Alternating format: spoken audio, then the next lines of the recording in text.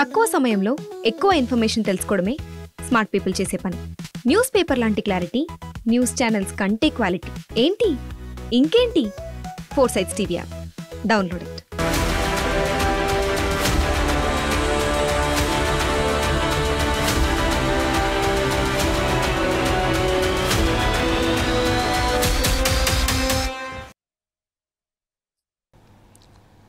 Welcome to Foresights TV.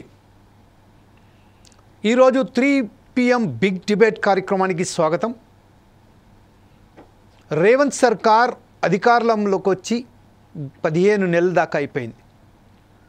ఏ విషయంలోనైనా కూడా రేవంత్ రెడ్డి కాంగ్రెస్ సర్కార్ ఒక దశలో తెలంగాణలో కాంగ్రెస్ మొత్తం తుడుచుకుపెట్టిపోయిందన్న సమయంలోనే బీఆర్ఎస్ను వ్యతిరేకంగా అడ్డు నిలబడి ఈరోజు రేవంత్ సర్కార్ తన సత్తా చాటి తెలంగాణలో అధికారంలోకి వచ్చింది. వచ్చిన తర్వాత ఏ కార్యక్రమాలు చేపట్టినప్పటికీ ఆ కార్యక్రమాలలో ప్రతి చోట అది లగచర్లకు సంబంధించిన భూసేకరణ కానివ్వండి, 6 గ్యారంటీల విషయంలో బస్సు నుంచి మొదలు పెడితే గ్యాస్ పంపిణీ కానివ్వండి, రైతు రుణమాఫీలు కానివ్వండి, ఏ విషయంలోనైనా అడుగుపెట్టిన ప్రతిసారి తనకు సంబంధించిన పార్టీ వర్గాల నుంచే కొన్ని వ్యతిరేకతలు వస్తున్నాయి. ఎక్కడ పోయినా కూడా అడ్డంకులు వస్తున్నాయి. ఈరోజు ఏదైతే ఎస్ఎల్బీసీకి సంబంధించిన 1969లో మొదలైన కార్యక్రమాన్ని అప్పుడు ఎన్టీ రామారావు ఎంత వ్యంగ్యంగా మాట్లాడి ఇది సొరంగమా కెనాలా అని ఒక సటైర్లు వేసిన సమయంలోనే వైఎస్ రాజశేఖర రెడ్డి దాన్ని ఒకసారి పరిశీలించిన తర్వాత మొదలుపెట్టిన ఆ కార్యక్రమాన్ని 10 సంవత్సరాల పాటు బీఆర్ఎస్ ప్రభుత్వంలో ఒక్క అడుగు కూడా ముంగటిపోయిన కార్యక్రమాన్ని ఎస్ఎల్బీసీ ద్వారా ఆ సొరంగం పని పూర్తి చేసి నీళ్లు అందించాలి ఒక మంచి దృక్పథంతోనే బయటికి తీసుకొచ్చిన ఎస్ఎల్బీసీ పనులు 44 కిలోమీటర్ల సొరంగానికి 35 కిలోమీటర్లు పూర్తి అయిన తర్వాత 10 రోజుల క్రితం ఏదైతే ఘటన జరిగిందో ఆ ఘటనలో 8 మంది కార్మికులు, 2 ఇంజనీర్లు, 2 ఆపరేటర్లు, 4 ఎవరైతే లేబర్స్ ఉన్నారో దర్దాపుగా అసలు బాసినట్టుగా తెలుసున్నది. ఆ సమయంలోనే ఎస్ఎల్బీసీకి 4,600 కోట్ల రూపాయల వ్యయంతో మొదలుపెట్టిన ఎస్ఎల్బీసీకి సంబంధించిన అది కూడా ఈరోజు ముందుకు సాగుతుందా లేకుంటే అక్కడనే ఆగిపోతుందా? సాగుతేనేమో 4,600 కోట్ల రూపాయలకు సంబంధించిన ఒక ఫలితం దక్కుతుంది. ఒకవేళ ఆగిపోతే మాత్రం 4,600 రూపాయల ప్రజాధనం మొత్తం మట్టిలో కలిసిపోతుంది. దానికి సంబంధించిన అనేక రాజకీయాలు జరుగుతున్నాయి. అనేక పార్టీలు అక్కడికి వెళ్ళాయి, అక్కడికి వెళ్ళి పరిరక్షించాయి, దానికి సంబంధించి పర్యవేక్షణ చేశాయి. వాస్తవానికి అక్కడ జరిగిన విషయం ఏమిటి, అసలు అక్కడ అలైన్మెంట్ కూలిపోవడానికి కారణాలేంటి, దానికి సంబంధించిన ఎవరి నిర్లక్ష్యం వల్ల ఈరోజు ఆ కూలిపోయింది. 8 మంది అక్కడ చనిపోయినట్టుగా చెప్తున్నారు. అందులో కొంచెం గుర్తించారు. నిన్న ఇంకొకసారి రేవంత్ రెడ్డి కూడా అక్కడికి వెళ్ళడం జరిగింది. వెళ్ళిన తర్వాత అక్కడ పర్యవేక్షించిన తర్వాత అక్కడ రోబోట్ల ద్వారా కూడా గుర్తించి ఆ శవాలను ఎవరైతే చనిపోయిననుకుంటున్నారో ఆ శవాలను కూడా బయటికి తీసుకురాచే ప్రయత్నం చేస్తామని చెప్పారు. ఈరోజు ఏదో ఒక కార్యక్రమాన్ని ముందుకు తీసుకొచ్చి దాన్ని తీసుకొస్తాను. అదే సమయంలో ఇటు బీఆర్ఎస్ పార్టీ, ఇటు కాంగ్రెస్ పార్టీ, ఇది బీజేపీ పార్టీ ఒక్కరి మీద ఒక్కరు దుమ్మెత్తి పోసుకుంటూ మీ తప్పు అంటే మీ తప్పు, మీ తప్పు అంటే మీ తప్పు అని చెప్పుకుంటూ పోతున్నారు.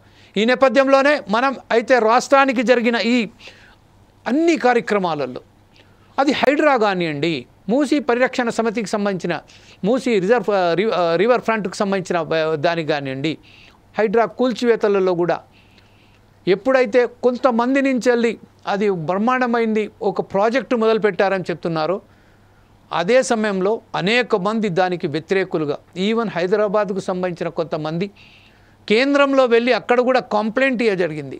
కంప్లైంట్ ఇచ్చి దానికి సంబంధించిన మా ఇల్లులు కూల్చివేస్తున్నారని చెప్పారు. ప్రతి విషయంలో రేవంత్ రెడ్డికి ప్రతి అడుగున ఆటంకాలే వస్తున్నాయి.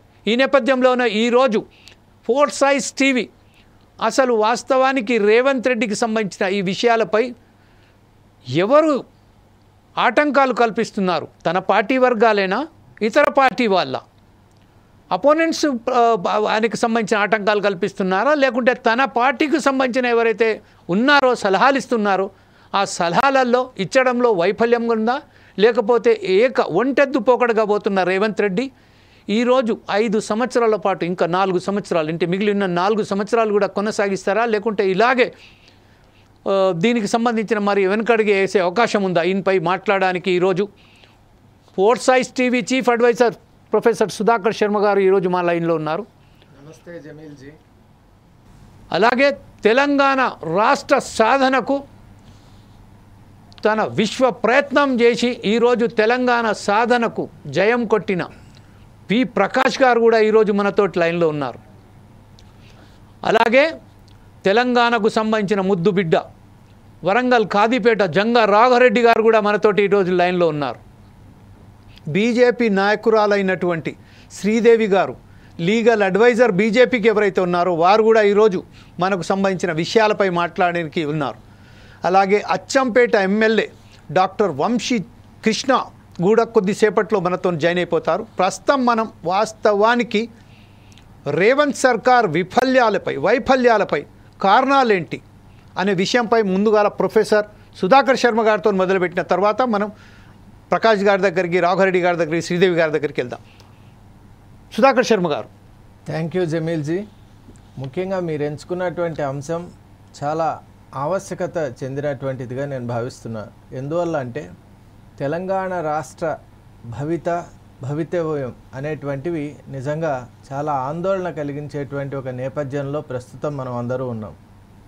అసలు తెలంగాణ రాష్ట్ర సాధనకు ప్రతి ఒక్కరు కూడా కలిసికట్టుగా పనిచేసి అహర్నిశలు ఒక తపస్సులాగా చేసి మనం 2014లో సాధించుకున్న తర్వాత వచ్చినటువంటి ప్రభుత్వాలు, ఎందుకంటే ఇక్కడ ఫోర్సైట్స్ టీవీ అన్బయాస్డ్ కాబట్టి మేము ఏ పార్టీని కూడా ఉద్దేశించి మాట్లాడటం లేదు, తెలంగాణ రాష్ట్రం యొక్క బాగోగుల గురించి మాత్రమే మాట్లాడుతున్నాం. అసలు పెద్ద పెద్ద ప్రాజెక్టులు నిర్మించడం జరిగింది, అలాగే అనేక రకాలైనటువంటి సదుద్దేశాలతో ముందుకు వచ్చారు. కానీ ఏ పని కూడా అనుకున్నటువంటి స్థాయిలో వాళ్ళు నిర్దేశించినటువంటి లక్ష్యాన్ని చేరుకోలేకపోతున్నారు. ఇప్పుడు ప్రస్తుతం కాంగ్రెస్కు మళ్ళీ ఇక్కడ స్థానం కలిగింది మన తెలంగాణలో. దేశీయ పార్టీ ఇక్కడ వచ్చిన తర్వాత ఏదైనా మార్పు జరుగుతుందేమో అంటే నిజంగా పథకాలు అలాగే వాళ్ళకు ఉన్నటువంటి ఉద్దేశాలు మంచివైనా కూడా పనుల విషయానికి వచ్చేసరికి ఆశించిన మేరకు మనం ఆ ఫ్రూట్స్ ఆఫ్ ద యాక్షన్స్ అని మనం అంటాం కదా, we are not able to materialise. మరి వేర్ ఇస్ ది ల్యాక్యునే అని ఒక ఇంటెలెక్చువల్ ప్రోబింగ్ అనేది ఇప్పుడు ప్రాసెస్ అనేది స్టార్ట్ అయిన నేపథ్యంలో ఈరోజు ఈ చర్చా కార్యక్రమంలో మా యొక్క విన్నతి మేరకు, ఆహ్వానం మేరకు వచ్చినటువంటి పెద్దలందరికీ నమస్కరిస్తూ వారి నుంచి మనం ఇన్పుట్స్ తీసుకొని నిజంగా మన తెలంగాణ రాష్ట్రం ఎటువైపు వెళ్తోంది, ఎలా వెళ్ళాలి అనేటువంటి ప్రశ్నలకు సమాధానాన్ని వెతుక్కుందాం. థ్యాంక్ యూ శర్మ గారు. ప్రస్తుతం ఒకసారి ప్రకాష్ గారి దగ్గరికి వెళ్దాం. ప్రకాష్ గారు, ఈరోజు ఏదైతే ఎస్ఎల్బీసీకి సంబంధించిన సార్ మీ ఫోన్ను కొంచెం హారిజంటల్గా ఆటోమేటిక్ రోటేట్లో పెట్టండి సార్. మీరు ప్రకాష్ గారు అన్మ్యూట్ చేయండి సార్. ఇంకోటి మీ ఫోన్ అన్మ్యూట్ చేసి ఆటోమేటిక్ రొటేషన్లో పెట్టండి. నేను అన్మ్యూట్ చేశాను, మీకు వినబడుతుందా?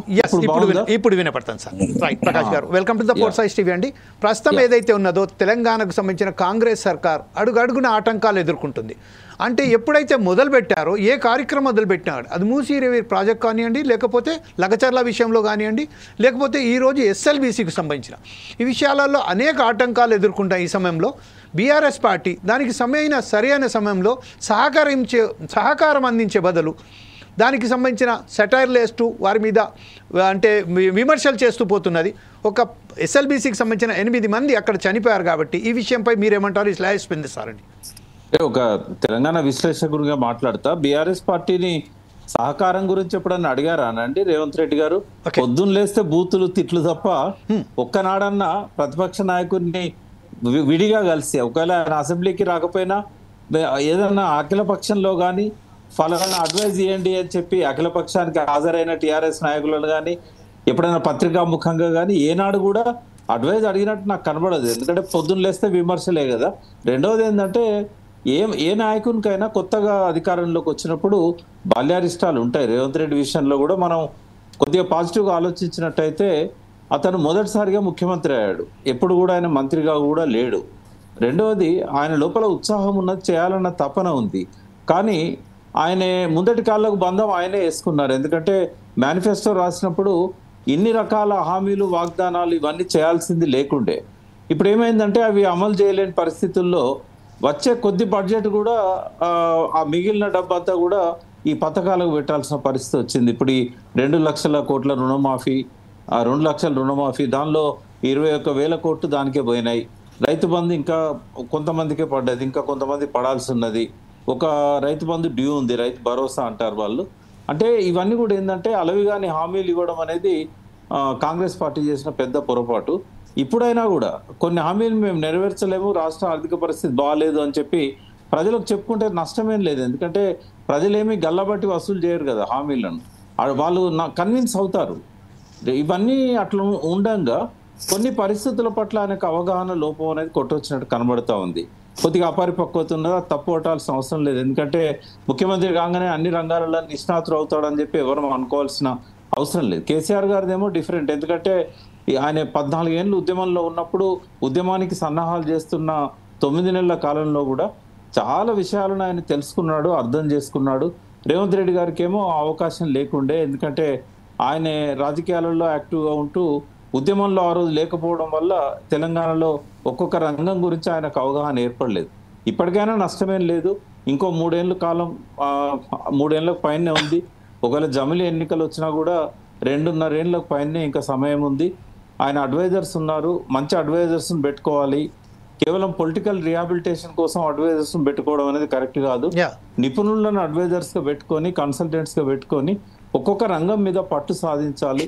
శ్రీశైలం విషయానికి వచ్చినప్పుడు ఏంటంటే ఇది ఒక ప్రమాదమే, మేడిగడ్డది కూడా ప్రమాదమే, ఇది కూడా ప్రమాదమే. ఇవి కావాలని ఎవరు చేయరు.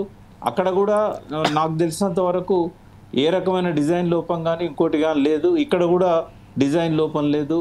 కేవలం ఏంటంటే ప్రమాదాలు ముంచుకొచ్చినప్పుడు కొన్నిసార్లు ఇట్లాంటివి జరుగుతూ ఉంటాయి. రాజకీయాలు ఏమైనా అంటే ప్రతిదాన్ని భూతద్దంలో పెట్టి చూసి రాళ్ళేయడము, ఒకరినొకరు బ్లేమ్ చేసుకోవడం అనేది అలవాటుగా మారింది. అది కొంచెం తగ్గించుకుంటే మంచిది. ఎందుకంటే ప్రజలు ఎట్లాగూ అబద్ధాలను నమ్ముతున్నారు కదా అని రెండు వైపులా కూడా ప్రచారాలు చేయడం అనేది కరెక్ట్ కాదు. వాళ్ళు ఉన్న పరిస్థితిని అర్థం చేయించాలి ప్రజలకి, ఏం జరిగింది అనేది సైంటిఫిక్ గా. పొలిటీషియన్ చెప్పే బదులు ఒక జియో ఫిజిసిస్ట్ కానీ, ఎన్జిఆర్ఐ సైంటిస్ట్ కానీ ఇట్లాంటి వాళ్ళు చెప్పాలి. తర్వాత ఇప్పటి వరకు Robinson company tunnel bore machine తయారు చేసింది వాళ్ళే, నడిపిస్తున్నది వాళ్ళే.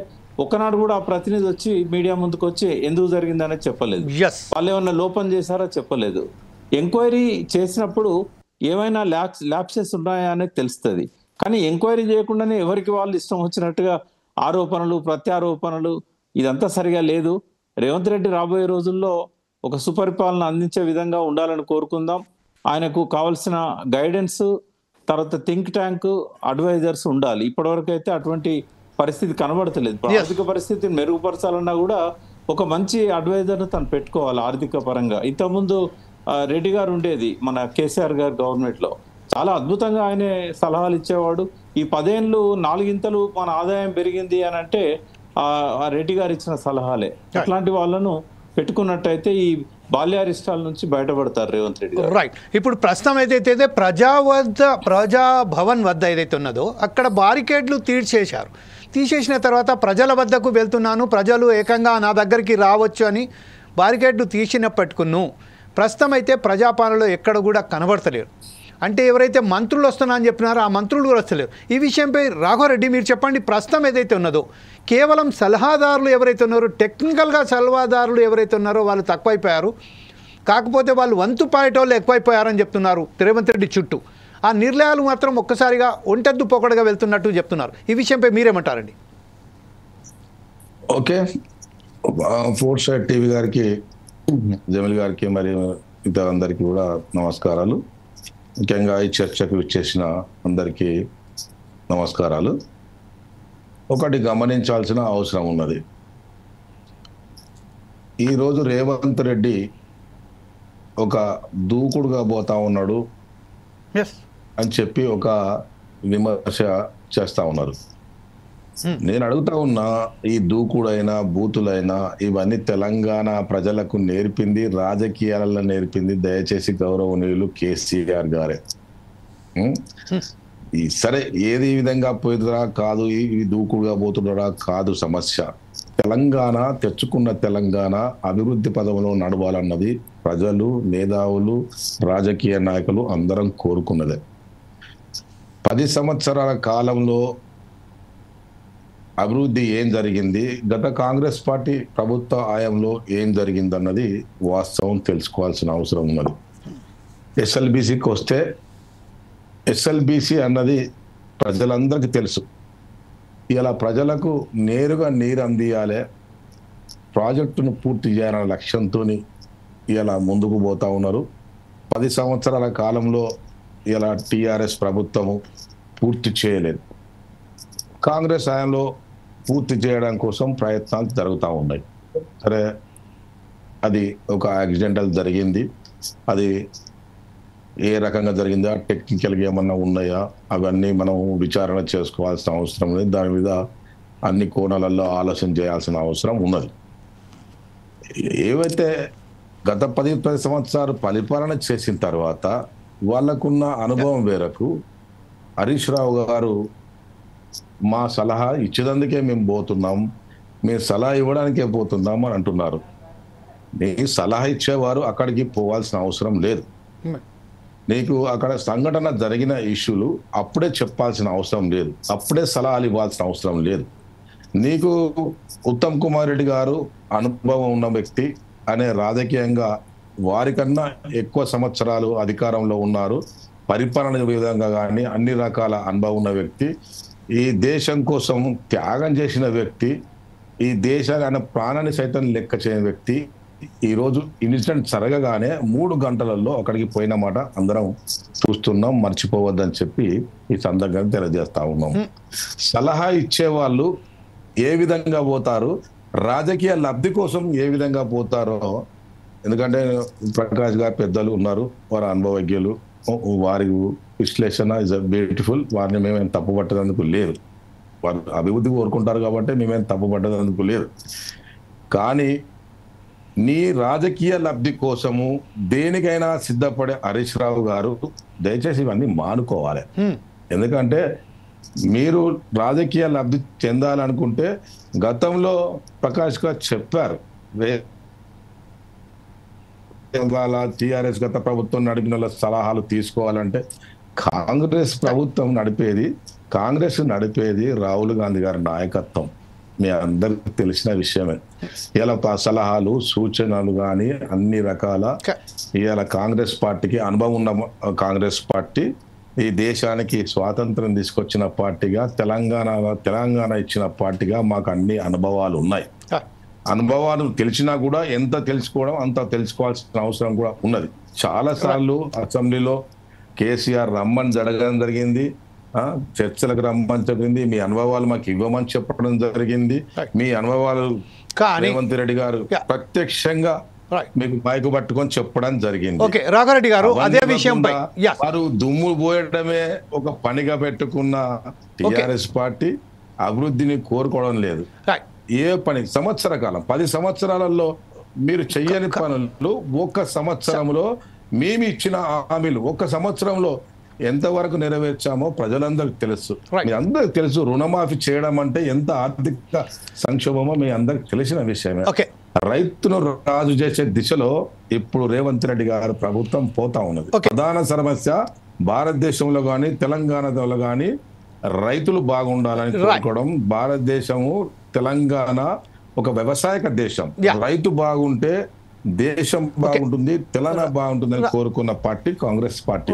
రాఘారెడ్డి గారు, ఇప్పుడు ప్రస్తుతం ఏదైతే ఉన్నదో నిన్న ఏదైతే రేవంత్ రెడ్డి మాట్లాడారు, ఇచ్చిన హామీలలో రేవంత్ రెడ్డి గారు నిన్న ఏదైతే మాట్లాడారో అక్కడికి ఎస్ఎల్బిసి ప్రాజెక్ట్ దగ్గర వెళ్ళిన తర్వాత ఏదైతే మాట్లాడారో, అంటే మీరు చెప్తున్నారు సూచనలు సలహాలు ఇవ్వడానికి మాత్రం కాంగ్రెస్ పార్టీ చాలా ఖచ్చితంగా ఉన్నది అని చెప్తున్నారు కదా.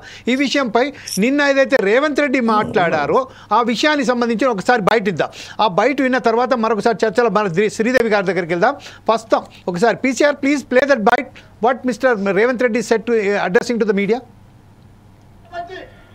ఆనాడు నువ్వు ఎస్ఎల్బీసీ మేము మొదలుపెట్టి 32 కిలోమీటర్లు పూర్తి చేస్తే 10 కిలోమీటర్లలో 2 కిలోమీటర్లు వేసి పడావు పెట్టే 10 ఏళ్ళు పడావు ఉన్న ఎస్ఎల్బీసీ పనులు ఆగిపోవడం వల్ల ఇవాళ కుప్పగూలి 8 మంది ప్రాణాలు పోయినాయి. ఈ పాపం నీది కాదా చంద్రశేఖరరావు? ఈ పాపాల భైరవుడివి నువ్వు కాదా? మా ప్రాణాలను మా ఆస్తులను కొల్లగొట్టి ఇవాళ రాయలసీమకు నీళ్లు తరలించకపోతుంటే గుడ్లప్పగిచ్చి చూస్తున్నావు కదా. రాయలసీమకు నీళ్లు తరలించడానికి కారణం నువ్వు కాదా? ఇవాళ మా ప్రాజెక్టులు నువ్వు ఎండబెట్టబట్టి ఆనాడు నువ్వు ఎస్ఎల్బీసీ మేము మొదలుపెట్టి 32 కిలోమీటర్లు పూర్తి చేస్తే 10 కిలోమీటర్లలో 2 కిలోమీటర్లు వేసి పడావు పెట్టే 10 ఏళ్ళు పడావు ఉన్న ఎస్ఎల్బీసీ పనులు ఆగిపోవడం వల్ల ఇవాళ కుప్పగూలి 8 మంది ప్రాణాలు పోయినాయి. ఈ పాపం నీది కాదా చంద్రశేఖరరావు? ఈ పాపాల భైరవుడివి నువ్వు కాదా? మా ప్రాణాలను మా ఆస్తులను కొల్లగొట్టి ఇవాళ రాయలసీమకు నీళ్లు తరలించకపోతుంటే గుడ్లప్పగిచ్చి చూస్తున్నావు కదా. మనం చూసాం జంగరాఘరెడ్డి గారు. ఇప్పుడు మనం ప్రస్తుతం ఏదైతే చూసాం రేవంత్ రెడ్డి ఒకదారిగా కేసీఆర్ చేసిన 10 సంవత్సరాల పాలన కేవలం జమీల్ భాయ్ వాయిస్ కట్ అవుతుంది, మీ వాయిస్ కట్ అవుతుంది Jameel bhai. Okay right PCR can you check that why the error is coming out? భయ్యా మీ వాయిస్ కట్ అవుతుంది భయ్యా. Okay PCR please check that voice. Okay right okay ఇదే విషయంలో ఒకసారి శ్రీదేవి గారి దగ్గరికి వెళ్దాం. శ్రీదేవి గారు నా మాట వినబడుతుందండి మీకు? ప్లీజ్ ఇప్పుడు ఇది చెప్పండి. ఇప్పుడైతే రేవంత్ రెడ్డి మాట్లాడారో రేవంత్ రెడ్డి మాట్లాడి ఇంతకు ముందు 32 కిలోమీటర్ల వరకు మేము తీసాం సొరంగం మొత్తం. 10 సంవత్సరాల పాటు కేసీఆర్ ప్రభుత్వం ఒక్క అడుగు కూడా ముంగటేయలేదు. కాకపోతే ఇప్పుడు కేవలం ఇప్పుడు కాంగ్రెస్ సర్కార్ వచ్చిన తర్వాత ముంగటికి వెళ్ళారని చెప్తున్నారు. కేసీఆర్ మొత్తం ఏది చేయలేదని చెప్తున్నారు. కాకపోతే కేసీఆర్కి సంబంధించింది చాలా క్లియర్గా అతనంత ఘాటుగా ఇస్తున్న సమయంలోనే బీజేపీ మాత్రం ఇక్కడ మౌన ప్రదర్శన పాటిస్తుంది. ఈ విషయంపై మీరేమంటారండి? ముందుగా ఎస్ఎల్బిసిలో 8 మంది చనిపోయినందుకు నేను వారికి సంతాపం తెలియజేసుకుంటున్నాను. వారు చాలా కష్టపడ్డారు. లోపల వాళ్ళకి ఏమయ్యారు అనేది మనకు తెలియదు కాబట్టి వాళ్ళకి సంతాపం తెలియజేసుకుంటున్నాను. జమీల్ గారు, ఇప్పుడు బీజేపీ మౌనంగా ఉంది అంటున్నారు. హలో వినపడుతుందా? బీజేపీ మౌనంగా ఉంది అంటే ముందు కలగజేసుకున్నది కాంగ్రెస్ వాళ్లే, తర్వాత టిఆర్ఎస్ వాళ్ళు వచ్చారు. ఇప్పుడు మన బీజేపీ తెలంగాణలో లేదు. వారు కూడా మాట్లాడుతూనే ఉన్నారు. రఘునందన్ అన్న మాట్లాడుతున్నారు, కిషన్ రెడ్డి అన్న మాట్లాడుతున్నారు, అందరం మాట్లాడుతున్నారు. ఎవరు మౌనంగా ఏమీ లేరండి. వాళ్ళు చనిపోయినందుకు సంతాప సభ చెప్పాము, ప్లస్ ఇది ఇట్లా జరిగినందుకు కూడా అందరం కూడా బాధపడుతూనే ఉన్నాము. అది ఒకటి. ఇది 20 సంవత్సరాల నుంచి ఇది మనకి కొనసాగుతోందండి. అది సొరంగ మార్గం తవ్వటం ఏంటి, కట్టడం ఏంటి అన్ని కూడా 20 సంవత్సరాల నుంచి లేనిది ఇప్పుడు అయ్యింది అంటే 10 సంవత్సరాలు ఆపారు అని చెప్పేసి మనకి ఇప్పుడే న్యూస్ లో చెప్పారు మన రేవంత్ రెడ్డి గారు. ఇన్ని రోజులు ఆపినందుకు క్వాలిటీ కూడా చెక్ చేసుకోవాలి కదండి. మనకి ఎలా ఉంది ఏంటి అనేది క్వాలిటీ చూసుకోవాలి కదా. క్వాలిటీ ఎలా ఉందో మనకి తెలియదు. అక్కడ ఏంటి ఏమైంది అనేది కూడా ఇప్పటి వరకు మనకి బయటికి రాలేదు. ఇప్పుడు కాంగ్రెస్ ప్రభుత్వమే వాటిని బయటికి రానియట్లేదు. రానియాలి కదా ఏమైంది అనేది. దానికి మనకి ఫలానా జరిగింది, అందువల్లనే ఇప్పుడు యాక్సిడెంటల్ గా చనిపోయారు, ఇట్లా అయ్యింది అనే సంగతి కూడా మనకి టిఆర్ఎస్ మన వీళ్ళు కాంగ్రెస్ వాళ్ళు మనకి చెప్పాలి ఏంటి అనేది. ఇప్పుడు ఇంజనీర్లు కానీ వాళ్ళు కానీ ఎవరు కూడా మనకి ఈ విషయంపై ఇప్పటి వరకు మనకి బయటికి ఒక విషయం కూడా రాలేదు. కాబట్టి మనకి ఆ విషయం ఏమిటి అనేది తెలియదు. వాళ్ళకి సంతాప సభ మనం పెట్టడము, సంతాపం తెలియజేయడం తప్ప మనకి ఏం తెలియట్లే అక్కడ ఏం జరుగుతుంది. అక్కడ వెళ్ళిన వాళ్ళకి కూడా క్లారిటీ లేదు ఇప్పటి వరకు కూడా ఏం జరిగింది అనే విషయంపై. అది క్లారిటీ వస్తేనే కదా. బీజేపీ వాళ్ళు మాట్లాడలేదంటే మాట్లాడుతూనే ఉన్నారు. వాళ్ళు కూడా ఏం చేస్తామండి, మనం అక్కడికి పోతున్నారు, మాట్లాడుతున్నారు, మన డిబేట్ లో మాట్లాడుతున్నాము మామూలుగా. ఒక విషయం ఏంటంటే మేడం ప్లీజ్ ఏంటంటే ఇప్పుడు ప్రస్తుతం ఏదైతే మినిస్ట్రీ ఆఫ్ ఫారెస్ట్ కానీ ఎన్విరాన్మెంట్ కానీ లేకపోతే క్లైమేట్ చేంజ్ కానీ వాళ్ళు ఎప్పుడైతే మనకు సంబంధించిన అనుమతులు కావాలో ఆ విషయంలో అనుమతులు కోరినప్పటికీ బీజేపీ అక్కడ అనుమతి ఇవ్వకుండా కొంచెం అడ్డుపడ్డదని చెప్తున్నారు. ఈ విషయంలో ఒకవేళ కనుక ఎప్పుడైతే ప్రమాదం జరిగిందో ప్రమాదం జరిగిన తదుపరి వెంటనే బీజేపీ కేంద్రంలో ఉన్న ప్రభుత్వం ఒకటి స్పందించినట్టయితే అక్కడి నుంచి పక్క నుంచి వెళ్ళి కనుక మనం హోల్స్ వేసుకొని వాళ్ళ ఆక్సిజన్ను మనం పంపింగ్ చేయగలిగితే ఆ మనుషులు బ్రతికి ఆ లేబర్స్ ఎవరైతే ఉన్నారో వాళ్ళు బ్రతికే అవకాశం ఉండే. కానీ ఆ అనుమతులు ఇవ్వకపోవడంతోనే ఈరోజు 8 మంది మృత్యువాత పడ్డారని చెప్తున్నారు. ఈ విషయంపై as a BJP spokes person and advocate what is your opinion? Jaleel bhai ఇప్పుడు అడిగారా లేదా అనుమతులు అనేది మనకు తెలియదు. మనకు కూడాను, నాకు కూడా అంత క్లారిటీగా తెలియదు. కానీ ఎవరన్నా ఆపదలో ఉన్నారు అంటే బీజేపీ ఎప్పుడైనా ఆదుకోవడానికి రెడీగా ఉంటుందండి. వీళ్ళు అసలు సహాయం కోరారా లేదా అనేది మనకైతే తెలియదు. ఎప్పుడు కూడా మా బీజేపీ ఎప్పుడైనా ఎవరికి ఏదైనా కూడా అందుబాటులో ఉంటామో. వాళ్లే కాదండి, బీజేపీ అనే కాదు, మన మానవత్వం ఉన్న వాళ్ళ ఎవరైనా కూడా మనం ఆదుకోవడానికి మన దగ్గర ఉంటే, మన దగ్గర చిన్న తాడున్నా కూడా వాళ్ళని బతికించడానికే చూస్తాం. ఎవరైనా కూడా హెల్ప్ చేయడానికే ట్రై చేస్తాం. అలాంటిది మన కేంద్ర ప్రభుత్వం చేయలేదు అంటే మాత్రం నేను దానికి సమర్థించనండి. ఎందుకంటే ఎప్పుడైనా ఏ అవసరమైనా కూడా వాళ్ళు రెడీగా ఉంటారు, ఏదైనా కూడా చేయడానికి ముందంజ వేస్తారు. మీకు కూడా తెలుసు ఆ విషయం, నేను అట్లా మీకు తెలియజేసుకుంటున్నాను. ఓకే ప్రకాష్ గారు, ఇప్పుడు ప్రస్తుతం ఏదైతే ఉన్నదో, మనం ఏదైతే రేవంత్ రెడ్డి సర్కార్ వచ్చిన తర్వాత అది ఎస్ఎల్బీసీఏ కాదు, ఇంతకుముందు మూసారి వరకు సంబంధించిన ఏదైతే అక్కడ ప్రక్షాళన అనే ప్రభుత్వం చేసిందో ఆ పనిలో కూడా విఫలమైపోయింది, లగచర్లలో కూడా విఫలమైపోయింది. అలాగే ఏదైతే ఇంతకుముందు ప్రస్తుతం ఏదైతే గ్యారంటీస్ ఏదైతే చెప్పారో అందులో కూడా విఫలమైపోయింది. దీనికి సంబంధించి మీరు చెప్పినట్టుగా ఇప్పుడు మన జంగారెడ్డి గారు ఏదైతే చెప్తున్నారో, సలహాదారులు కూడా చాలామంది ఉన్నారు, ఏదైతే experience holders, comrade captain Uttam Kumar Reddy గారు కూడా ఉన్నారు. చాలా మంచి అతను అనుభవం కలిగిన వ్యక్తి. అయినప్పటికీ ఇక్కడ రేవంత్ రెడ్డి ఫెయిల్యూర్స్ వెనుక అసలు వాస్తవానికి కారణాలు ఏంటి అంటే, దానికన్నా ముందు ఒకసారి మనం హరీష్ రావు గారు ఏదైతే మాట్లాడో అది కూడా వినడానికి ప్రయత్నం చేద్దాం. అంటే హరీష్ రావు ఇటు సైడు, కేటీఆర్ ఒక సైడు, రేవంత్ రెడ్డి ఒక సైడు, ఒకరి మీద ఒకరు దుష్ప్రలాదాడుతున్నారు. కానీ సరైన పద్ధతిలో ఒక ప్రభుత్వాన్ని ఏదైతే నడిపించవలసిన బాధ్యత గల లీడర్లుగా వ్యవహరిస్తలేరని చెప్తున్నారు. ఈ విషయంపై హరీష్ రావు గారి బైట్స్ ఏదైతే ఉందో మనం వినే ప్రయత్నం చేద్దాం. PCR, can you have that bite? నై, హరీష్ రావు గారిది. Okay right. ప్రకాష్ గారు చెప్పండి సార్, ఇప్పుడు ప్రస్తుతం ఏదైతే ఉన్నదో. ఇప్పటిదాకా జరిగిన చర్చలో కొంత అవగాహన రాహిత్యం కనబడతా ఉంది. నంబర్ 1 ఏంటంటే, మీరు చెప్పేటప్పుడు 4,600 కోట్లు ఖర్చు అయింది అన్నారు, అది తప్పది. 7,000 కోట్లు ఖర్చు అయింది. 3,400 కోట్లు కాంగ్రెస్ హయాంలో అయింది. 3,600 కోట్లు బీఆర్ఎస్ ప్రభుత్వం హయాంలో అయింది. ఇదొక మిస్టేక్, కరెక్ట్ చేసుకోండి. రెండవ మిస్టేక్ ఏంటంటే, బీఆర్ఎస్ హయాంలో రేవంత్ రెడ్డి గారిది కరెక్షన్ చేసుకోవాల్సింది. రేవంత్ రెడ్డి గారు చెప్పేటప్పుడు మేమే 33 కిలోమీటర్లు తవ్వినాం, బీఆర్ఎస్ చేయలేదు అన్నట్టుగా 2 కిలోమీటర్లు తవ్వి గొప్పలు చెప్తున్నారు అన్నారు. అది అట్టర్లీ రాంగ్. ఎందుకంటే గవర్నమెంట్ ను ఇప్పుడు మీరు రైట్ టు ఇన్ఫర్మేషన్ కింద అడిగినా, రాఘవరెడ్డి లాంటి వాళ్ళు పోయి డిపార్ట్మెంట్ లో అడిగినా కూడా 12 కిలోమీటర్లు ఈ బీఆర్ఎస్ ప్రభుత్వ హయాంలో అయింది. 21 కిలోమీటర్ల మధ్య కాంగ్రెస్ ప్రభుత్వ హయాంలో అయింది. ఇది రెండవది ఏంటంటే, అటువైపు నుంచి టన్నెల్లో ఎటువంటి ఇబ్బందులు రాలే. ఏది అవుట్లెట్ దగ్గర నుంచి వచ్చేటప్పుడు ఏమైందంటే, హార్డ్ రాక్ బాగుంది కాబట్టి చాలా క్లియర్ గా టన్నెల్ పనిచేసుకుంటే 20 కిలోమీటర్ల దాకా తవ్వింది. ఇంకా అటువైపు నుంచి ఒక 3 కిలోమీటర్లు తవ్వాల్సి ఉన్నది. ఇటువైపు నుంచి ఒక 9 కిలోమీటర్ల దాకా 8 కిలోమీటర్ల దాకా తవ్వాల్సిన అవసరం ఉన్నది. ఇటువైపు ఎందుకు వస్తుందంటే, ఫ్లడ్ లెవెల్ ఉన్నప్పుడల్లా 80-85 ఫీట్స్ కి ఎప్పుడైతే శ్రీశైలం FRL పోతున్నదో ఆ వాటర్ అంతా టన్నెల్లోకి రావడం వల్ల ఇక్కడ కొద్దిగా ఇబ్బందులు వచ్చినాయి. దాని వల్లనే మనకు ఈ కూడా పనులు జరగకపోవడానికి యాంత్రిక లోపం కూడా. ఇప్పుడు ఏమైందంటే, టన్నెల్ పనిచేసేది ఆ బోర్ మిషన్ ఏదైతుందో అది అమెరికాది. వాళ్ళు ఒక బేరింగ్ మీద కూడా అక్కడి నుంచి ఇక్కడ రావాలి. మళ్ళా ఈవెన్ కాంగ్రెస్ హయాంలో కూడా వాటర్ వచ్చింది. రాజశేఖర రెడ్డి గారు చనిపోయిన 1 month కి మొత్తం మునిగిపోయినప్పుడు కూడా వాళ్ళకి ఇదే ప్రాబ్లం వచ్చింది. ఒక బేరింగ్ పోయినందుకు 3 ఏళ్ళు ఆ టన్నెల్ పని స్టార్ట్ కాలే. 2008లో వస్తుంది అనుకున్న మిషన్ వచ్చింది, కానీ పని స్టార్ట్ చేద్దామన్న వరకు నీళ్లు వచ్చేసి ఆ బేరింగ్ రావడానికే 2 సంవత్సరాలు పట్టింది. మొన్న కూడా కోమటిరెడ్డి వెంకటరెడ్డి గారు అమెరికా పోయి ఆ రాబిన్సన్ కంపెనీకి పోతేనే బేరింగ్ వచ్చింది.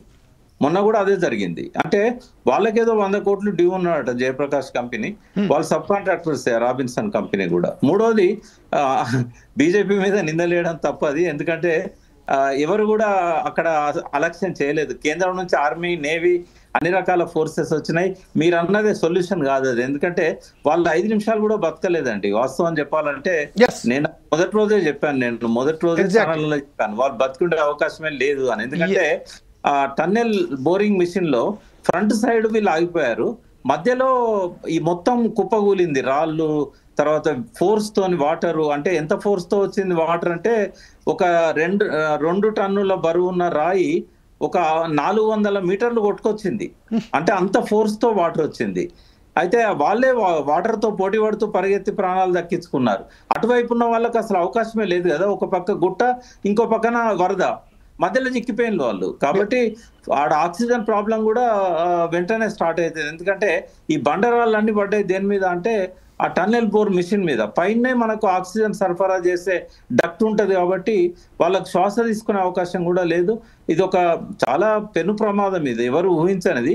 కాబట్టి ఒకరినొకరు అట్లా బ్లేమ్ చేసుకోవాల్సిన అవసరం కూడా లేదు. హరీష్ రావు ఆయన అన్నది కూడా ఏంటంటే అజాగ్రత్త ఏమన్నదేమో పరిశీలించండి, ఎంక్వైరీ చేయండి అని అంటున్నారు. బట్ నాకు తెలిసినంత వరకు ఏంటంటే అన్ని జాగ్రత్తలు తీసుకున్నారు, కానీ అది మనకు తెలిసి రాదు కదా. ఇప్పుడు మనిషిని మనం ఎక్స్రే రూమ్ లో నిలబెడితే డాక్టర్ గారికి తెలుసు, మన బొక్కలతో సహా అన్ని కనబడతాయి, కానీ భూమి లోపల ఏమున్నది అనేది కనుక్కునే టెక్నాలజీ కానీ ఎక్స్రే మిషన్లు కానీ లేవు. సెన్సార్స్ ద్వారా, రాడార్స్ ద్వారా మాత్రమే కొంతవరకు వాళ్ళు కనిపెట్టగలుగుతారు. మొన్న డెడ్ బాడీస్ కూడా 8 మీటర్ల కింద డెడ్ బాడీస్ ఉన్న విషయం కూడా ఒక మెత్తటి వస్తువు అక్కడ ఉంది అని చెప్పి రాడార్ ద్వారా తెలుస్తుంది. కాబట్టి భూమి లోపల ఏమున్నదని స్కాన్ చేసే మిషన్స్ ఏం రాలేదు, కేవలం సెన్సార్స్ మాత్రం పంపగలిగి విషయాలు తెలుసుకోగలుగుతారు. సో ఇవన్నీ ఒకవైపు అయితే, ఇంకొక షాకింగ్ కూడా నేను మీకు చెప్పదలుచుకున్నా. ఈ రోజుల్లో ఎస్ఎల్బిసి అది పూర్తయినా కూడా మనకు 5-6 ఏళ్ళకు ఒక్కసారి తప్ప అన్న టన్నెల్లో నీళ్ళు వచ్చే అవకాశం లేదు. ఎందుకంటే ఇది 854 ఫీట్ల ఎత్తున నీళ్ళు వచ్చే అవకాశం ఉంది ఇక్కడ. బట్ 798 నుంచి 840-41 వరకే 7 ప్రాజెక్టులు ఉన్నాయి. ఇటు కల్వకుర్తి, పాలమూరు, అటు పోతిరెడ్డిపాడు, తర్వాత వెలుగొండ, ఆంధ్రీనివా, తెలుగుగంగ, ఎస్ఆర్బిసి, గాలేరు నగరి, వీటన్నిటికీ 798 నుంచి 840-41 వరకు పెట్టారు. కాబట్టి 854 దాకా నీళ్లు రావడం అనేది సాధ్యం కాదు. ఆ రోజుల్లో ఏంటంటే 854 మాక్సిమం డ్రాడౌన్ లెవెల్ ఉండే కాబట్టి రాజశేఖర రెడ్డి గారు పెట్టారు. తర్వాత వారి ప్రభుత్వమే ఈ మిగతా ప్రాజెక్టులకు నీళ్ళు ఇవ్వడం కోసం 834 అనేది మినిమం మాక్సిమం డ్రాడౌన్ లెవెల్ పెట్టారు. కాబట్టి పైన నీళ్లు ఉంచాలనే రూల్ ఏం లేదు. కాబట్టి మనకి దీనికి కూడా నష్టమేం లేదు, ఎందుకంటే లిఫ్ట్ ఆల్రెడీ నడుస్తున్నది. కొద్దిగా ప్రభుత్వం ఏంటంటే లిఫ్ట్ ఖర్చులు పెట్టుకున్నట్టయితే శ్రీశైలం టన్నెల్ ద్వారా నీళ్లు రాకున్నా కూడా లిఫ్ట్ ద్వారా ఇవ్వచ్చు. బట్ ఇంత దూరం వచ్చిన తర్వాత ఈ 8-9 కిలోమీటర్ల కోసం ఆపుతారని నేను అనుకోవట్లేదు. ఏ ప్రభుత్వం వచ్చినా దాన్ని కంటిన్యూ చేయాల్సిందే. ఇంకో 2 సంవత్సరాలు పడుతుంది ఇప్పుడు ఇక్కడ పని మళ్ళీ మొదలు కావాలంటే. ఎందుకంటే ఈ మిషన్ అక్కర్ రాదు, మళ్ళీ కొత్త మిషన్ తయారు చేయాలంటే 12 నెలల సమయం పడుతుంది. ట్రాన్స్పోర్ట్ కు ఒక 6 నెలలు పడుతుంది, అంటే కస్టమ్స్ ఇవన్నీ క్లియర్ చేసుకొని రావడానికి. ఫిట్టింగ్ కు మళ్ళా 6 నెలలు పడుతుంది. అంటే 2 సంవత్సరాల తర్వాత మాత్రమే పనులు స్టార్ట్ అయ్యే అవకాశం ఉంది. రైట్. ప్రకాష్ గారు ఇప్పుడు చెప్పినట్టుగా మీరు ఇంతకుముందే ఫోర్సైట్ టీవీ చాలా క్లియర్గా చెప్పింది, కేవలం ఆక్సిజన్ లేకపోతే 10 నిమిషాల లోపు మాత్రమే మంచి బతకగలుగుతాడు, దాని తర్వాత బతకలేడు అని చాలా చెప్పారు. ఇంకోటి ఏదైతే మీరు అన్నారో హాట్ రాక్ నుంచి వెళ్ళి మొదలైన ఈ కార్యక్రమం చాలా బ్రహ్మాండంగా నచ్చింది. ఎక్కడైతే లూజ్ సాయిల్ వచ్చిందో అక్కడ సెగ్మెంట్స్ వరకు సరైన పద్ధతిలో వాళ్ళు పెట్టారా పెట్టలేదా అని టెక్నికల్గా they knows it very well, perfect. So we are not blaming to the companies, but at the same time మనం ఏం చెప్తున్నామంటే కనీసం అప్పుడు ఎప్పుడైతే 8 మంది దర్దాపుగా 2220 మంది అక్కడ కార్మికులు ఉన్నారు, ఆ షిఫ్ట్లో 50 మంది వెళ్ళారు. 50 మందిలో ఎప్పుడైతే సౌండ్ వచ్చిన తర్వాత 8 మంది ఇరుక్కోపారు, 30 మంది వెనక్కి వచ్చేసారని చెప్తున్నాం. సరే, అన్నీ కరెక్ట్ ఉండగా కూడా ఒక్కరికొకరు బ్లేమ్ గేమ్ చేస్తుంటూ ఇప్పుడు మీరు చెప్పినట్టుగా ఒక ఆశ్చర్యకరమైన విషయం ఏంటంటే ఇప్పటి వరకు కేవలం 4,600 కోట్ల రూపాయలు మాత్రమే అని చెప్పారు. ఇప్పుడు మీరు మంచిగా బ్రహ్మాండంగా ఇంకొక 7,000 కోట్ల రూపాయలని, అంటే ఇది 2 సంవత్సరాలకు ఒకసారి. ఇప్పుడైతే ఇంకో ఆ మిషన్ కూడా వెనక్కి తీసుకురావడానికి కానీ ముంగడ వెళ్ళడానికే కారణం ఉన్నది, వెనక్కి తీసుకురావడానికి లేదు, అది వేస్ట్ ఇప్పుడు ప్రస్తుతం అని చెప్తున్నారు. ఈ విషయంపై జేపీ కంపెనీ అని కానీ రబిసన్ కానివ్వండి వీళ్ళు చేతలు ఎత్తేస్తారు. ఈ నేపథ్యంలో మన 7,000 కోట్ల రూపాయలు ఏదైతే ఉందో మొత్తం వృధాగా పోయినట్టేగా మన జంగా రాఘరెడ్డి గారు చెప్తే బాగుంటుంది ఈ విషయంపై. ఎట్లంటే మీరు ఒకటి తెలుసుకోవాల్సి ఉంటుంది, యాక్సిడెంట్ అన్నది ఎవరు కూడా ఊహించింది కాదు, అది టెక్నికల్ గా ఎవరు ఊహించుంటే ముందే ప్రికాషన్ తీసుకునే వాళ్ళే కదా. ఏ ప్రభుత్వం ఉన్నదా ఈ ప్రభుత్వం ఉన్నదా కాదు. కాంగ్రెస్ పార్టీ అధికారంలోకి వచ్చిన తర్వాత దాన్ని మొదలుపెట్టి పూర్తి చేద్దామనే లక్ష్యంతో గతంలో కాంగ్రెస్ పార్టీ చేసింది కాబట్టి పూర్తి చేద్దామని గవర్నమెంట్ చేద్దామనే లక్ష్యంతో మొదలుపెట్టిన మాట నిజం. అది ఏ రకమైన ప్రికాషన్స్ టెక్నికల్ మ్యాటర్స్ తెలియకుండా అలిగేషన్ చేయొద్దు. యాక్సిడెంట్ జరిగింది, అది అందరం కూడా చనిపోయిన వాళ్ళ కుటుంబానికి మనం సంతాపం తెలియజేస్తున్నాము. వాళ్ళకు తప్పగాడ అన్ని రకాల ఆదుకోవాల్సిన అవసరం ఉన్నది. ఒకరి మీద బురద తల్లి రాజకీయంగా లబ్ధి పొందుకోవాలనుకున్న ఇలాంటి సంఘటనలో ఏ పార్టీ కూడా చెయ్యొద్దని చెప్పి నేను స్పష్టంగా తెలియజేస్తా ఉన్నాం. అది కాకుండా టెక్నికల్ గా ఏ వైఫల్యం ఉన్నది ఇంకా నిర్ధారణ కాలే. నిర్ధారణ కాకుండా మీకు అనుభవం తీసుకోండి, మా ఎక్స్పీరియన్స్ తీసుకోండి అంటే ఎవరికి ఎక్స్పీరియన్స్ లేదు. గతంలో కాంగ్రెస్ పార్టీ చేసిన పనే కదా, ఎవరికి ఎక్స్పీరియన్స్ లేదు. అలా నీకన్నా సీనియరు, నీకన్నా అనుభవజ్ఞుడు ఉత్తమ్ కుమార్ రెడ్డి గారే కదా. రాజకీయంగా కానీ, తెలియకంగా కానీ, త్యాగంలో కానీ, పనితనంలో కానీ అన్ని రకాలల్లా. అలాంటప్పుడు ఈ చిల్లర రాజకీయాలు చేయవద్దు. ఈ పార్టీ ఆ పార్టీ అని కాకుండా కంపల్సరీ కాంగ్రెస్ పార్టీ అధికారంలోకి వచ్చింది. ఎలక్షన్లలో ఈ రాష్ట్రం అప్పులమయమైంది. మిగులు రాష్ట్రంలో ఉన్న ఈ రాష్ట్రం అప్పులమయమైంది. దానికి కారణం ఎవరో తెలుసు. ఈ అప్పుల రాష్ట్రాన్ని ఊబిల నుంచి ఎట్లా బయటికి తీయాలన్న లక్ష్యంలో కాంగ్రెస్ పార్టీ అధికారంలోకి వచ్చింది. ఇచ్చిన హామీలు కూడా చాలా ఉన్నాయి. వాస్తవంగా ఏదైతే లక్ష్యంగా ఈ హామీలను పూడ్చే దిశలో కాంగ్రెస్ పార్టీ ముందుకు పోతుంది. సంవత్సర కాలంలో దాదాపు అమలు 60% పూర్తి చేసింది.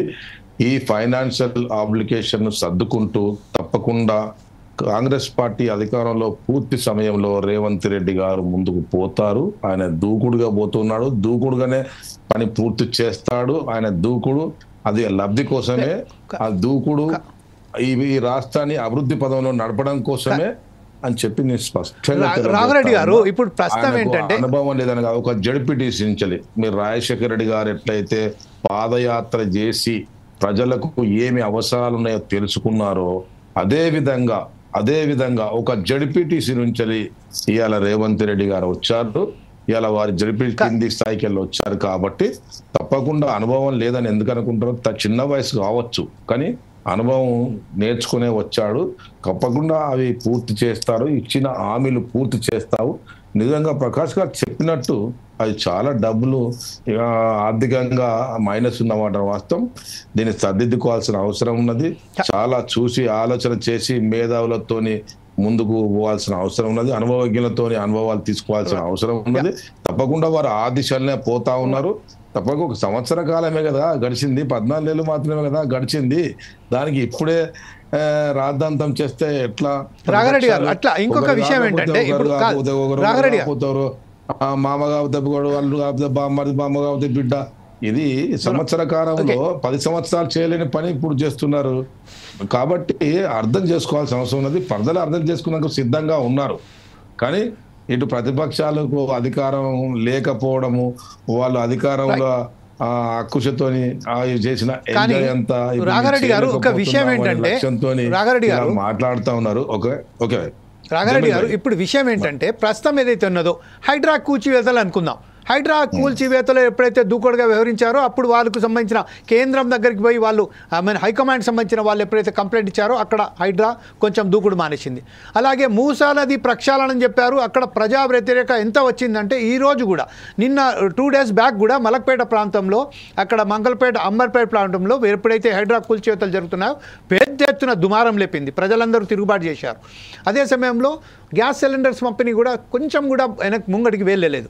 రైతు బంధుకు సంబంధించిన 2 లక్షల రుణమాఫీలో కూడా పురోగతి ఏం సాధించలేదు.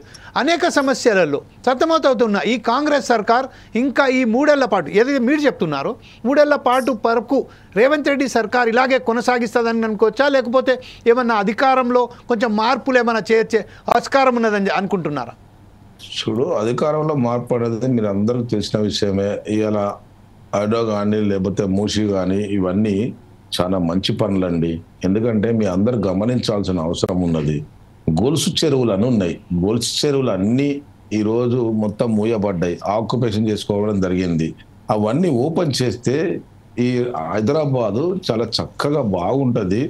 ఇవన్నీ ముంపుడు ప్రాంతం లేకుండా రేపు పొద్దున్న వరద వస్తే ఉన్న ప్రజలకు నష్టం జరగకుండా ఉన్నాయనే లక్ష్యంతో వారు మొదలుపెట్టిండ్రు. అది ఒక్కడే కాకుండా హైదరాబాద్ను ఒక మంచి సిటీగా, ఒక మంచి ఇండస్ట్రియల్ పర్సన్స్ అందరూ వచ్చే విధంగా చేద్దామనే లక్ష్యంతోనే ఆయన ముందుకు పోతా ఉన్నారు.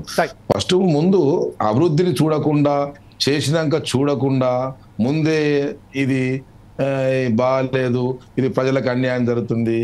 ఎవరికి అన్యాయం జరిగిందో చెప్పమనండి.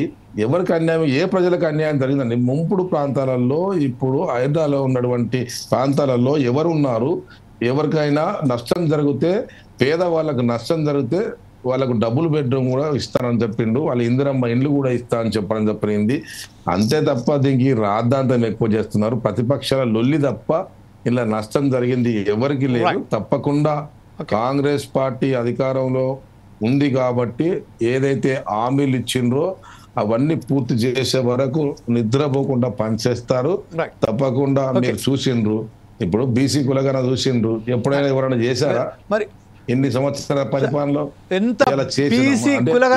విమర్శించడం నేర్చుకుంటున్నారు తప్ప మంచి అనడంలో వీళ్ళకు చిత్తశుద్ధి లేదు. Okay, right. ఒకసారి శ్రీదేవి గారు, ఇప్పుడు బీసీ కులగణనకు సంబంధించిన ఏవైతే రాఘరెడ్డి గారు చెప్పారో ఈ విషయంపై మనం ఇప్పుడు మన టాపిక్ అది కాకపోయినప్పటికీ బీసీ కులగణనకు సంబంధించింది కూడా ఈరోజు అనేక అనేక అనేక అనేక విమర్శలలో ఎదుర్కొంటుంది. బీసీ కులగణనకు సంబంధించిన పూర్తిగా రాలేదు, బీసీలలో కూడా ఎక్కడ కూడా సమానత్వం ఓ రైట్. ప్రకాష్ గారు, ఇప్పుడైతే మన మిత్రులు చెప్పినట్టు జంగారెడ్డి గారు ఏదైతే చెప్పారో దీని విషయంపై ప్రకాష్ గారు మీరేమంటారండి? ప్రస్తుతం ఏదైతే ఉన్నదో బీసీ కులగణన కూడా ఒక సమస్యగా మారింది. అంటే అందులో ఎవరికి కూడా ప్రాధాన్యత ఇవ్వకుండా బీసీలకు సంబంధించిన కొంచెం తక్కువ ఎట్టి చూపెట్టారు. తద్వారా ఏదైతే వేరే వాళ్ళకి సంబంధించిన వాళ్ళకు ప్రాఫిట్ కల్పించడానికే, వారికి అవకాశం కల్పించడానికే ఇదంతా ప్రయత్నం జరిగిందని చెప్తున్నారు. ఈ నేపథ్యంలో మీరేమంటారండి? అంటే ఒకటి సర్వే అనేది ప్రయత్నం అయితే జరిగింది, తప్పకుండా అభినందించాల్సిందే రెడ్డి గారిని. కులగణన బీజేపీ ఒక పక్కన మేము చేయము అని చెప్పి అఫిడవిట్ ఇచ్చారు సుప్రీంకోర్టుకి. అదే సమయంలో కాంగ్రెస్ పార్టీ కులగణన చేయడం అనేది వెల్కమ్ చేయాల్సిందే. కానీ జరిగినది కొద్దిగా లోపాలు ఉన్నాయి అందులో. ఒకటి ఏంటంటే చాలా ప్రశ్నలు పెట్టే వరకు రేషన్ కార్డులు ఏమన్నా తీసేస్తారేమో, మాకు వచ్చే పెన్షన్లు ఆగిపోతాయేమో అని చెప్పి, ఎందుకంటే ఇంట్లో ఫ్రిడ్జ్ ఉందా దగ్గర నుంచి, ఆవులు ఉన్నాయా బర్రెలు ఉన్నాయా దగ్గర నుంచి అన్ని రకాల ప్రశ్నలు ఉండే వరకు చాలా మంది దానిలో పార్టిసిపేట్ చేయలేదు. రెండవది ఏంటంటే ఆ సర్వేలో కూడా చాలా మంది ఇళ్ళల్లో తాళాలన్నప్పుడు కానీ లేదా ఇంట్లో లేనప్పుడు కానీ, పెద్దవాళ్ళు లేనప్పుడు కానీ మళ్ళీ రెండోసారి పోవడం జరగలేదు. అంటే వాళ్ళు చెప్తున్న లెక్క ప్రకారం మ్యాచ్ కావట్లేదు. ఎందుకంటే వాళ్ళ జనాభా 4.3 కోట్లు. అంటే దేని బట్టి చెప్తున్నానో మీకు చెప్తాను. 3,35,00,000 మంది ఓటర్స్ ఉన్నట్టుగా ఇప్పుడు ఎలక్షన్ కమిషన్ మొన్న జనవరి 5 నాడు ప్రకటించింది. తెలంగాణ 3,35,00,000. తర్వాత ఇంకో 30 లక్షలు. ఇంకొకటి ఏంటంటే మనకు ఇంటర్మీడియట్ వరకు చదువుకున్న వాళ్ళకు ఓటు హక్కు ఉండదు. అయితే 10th వరకు ఇంటర్మీడియట్ వరకు చదివే వాళ్ళ సంఖ్య మన ప్రభుత్వం ఇచ్చిన స్టాటిస్టిక్స్ ప్రకారమే 68 లక్షల మంది ఉన్నారు హై స్కూళ్ళల్లో, కాలేజీలలో. మూడోది ఏంటంటే 0 to 5 వరకు స్కూళ్ళల్లో జాయిన్ గారు పిల్లలు, చిన్న పిల్లలు, వాళ్ళ సంఖ్య ఏంటంటే 28 లక్షలన్నది. అంటే ఈ మొత్తం మనము లెక్క చేస్తే 4.3 కోట్లు, అంటే 30 లక్షలు, 4,30,00,000. అయితే ప్రభుత్వ లెక్క ప్రకారం 3,55,00,000 మంది సర్వేలో పాల్గొన్నారు. ఇంకొక 10-12 లక్షల మంది పాల్గొనాల్సి ఉంది, 3.5% రాలేదన్నారు. మొన్న మళ్ళీ అవకాశం ఇస్తే కూడా కేవలం 18,000 మంది మాత్రమే నమోదు చేసుకున్నారు. 2 days బ్యాక్ చివరి రోజు మనకు సెక్రటరీ గారు చెప్పేది ప్లానింగ్ దాన్ని బట్టి ప్రిన్సిపల్ సెక్రటరీ గారిని అడిగితే కేవలం 18,000 మంది మాత్రమే మళ్ళీ ఎన్రోల్ చేసుకున్నారు అన్నారు. అంటే దాదాపుగా 60-65 లక్షల మంది ఎన్రోల్ చేసుకున్నప్పుడు మనము ఈ సర్వేలో ప్రతి దగ్గర కూడా మనకు లోపాలు కనబడే అవకాశం ఉంటుంది.